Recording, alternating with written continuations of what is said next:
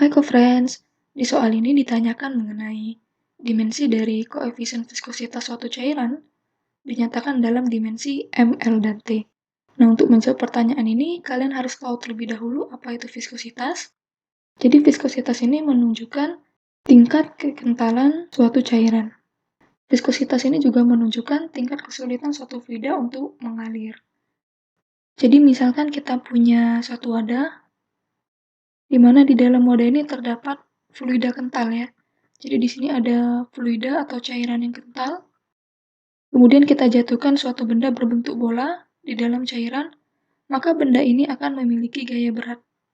Benda ini akan bergerak ke bawah, dikarenakan berada di dalam fluida, benda ini akan mengalami gaya apung. Nah, selain itu karena fluidanya kental, maka akan ada juga gaya gesek atau gaya hambat yang bekerjanya itu berlawanan arah dengan gerak benda. Ya, jadi kita simpulkan dengan Fg. Fg di sini adalah gaya hambat. Semakin besar viskositas suatu cairan, maka gaya hambatnya ini akan semakin besar. Atau secara matematis, dituliskan persamaannya sebagai gaya hambat di dalam fluida, itu sama dengan suatu konstanta. Konstanta di sini bergantung kepada bentuk geometri benda, kemudian dikali dengan eta. Ya, eta di sini merupakan koefisien viskositas, dan dikalikan dengan V. Di mana V di sini adalah kecepatan gerak benda di dalam fluida. Nah, berdasarkan hasil perhitungan di laboratorium, untuk benda yang bentuknya itu bola, K ini bernilai sebesar 6 PR. Ini untuk benda yang berbentuk bola. Kalau kita tuliskan ulang, jadinya gaya hambat itu sama dengan 6 PR dikali dengan eta. Eta adalah koefisien viskositas dikali dengan kecepatan.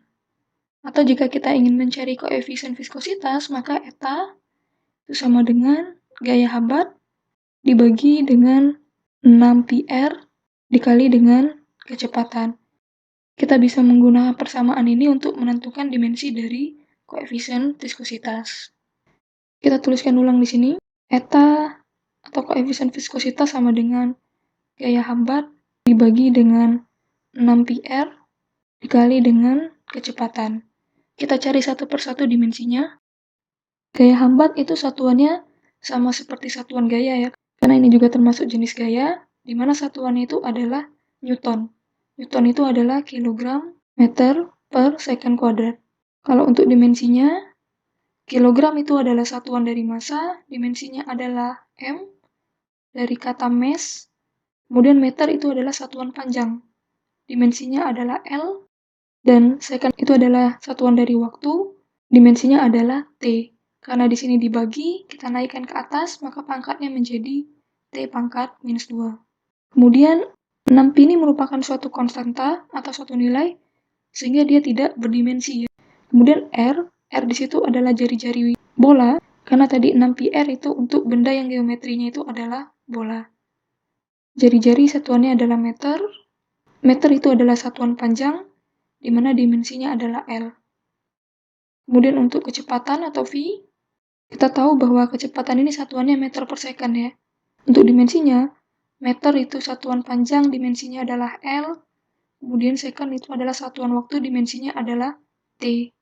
Karena di situ dibagi, kita naikkan jadi pangkatnya jadi minus 1 di sini. Kita tulis ulang di sini. Tadi gaya hambatnya mempunyai dimensi MLT-2.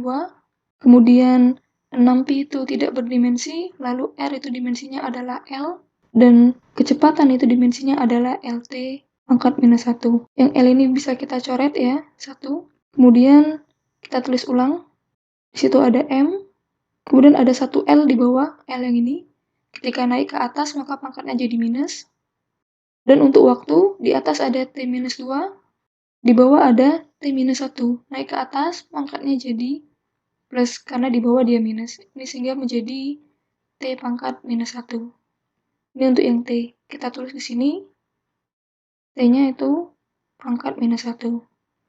Jadi dimensinya adalah M L pangkat minus 1, T pangkat minus 1. Jadi jawaban yang tepat itu adalah yang B. Sampai jumpa di pertanyaan selanjutnya.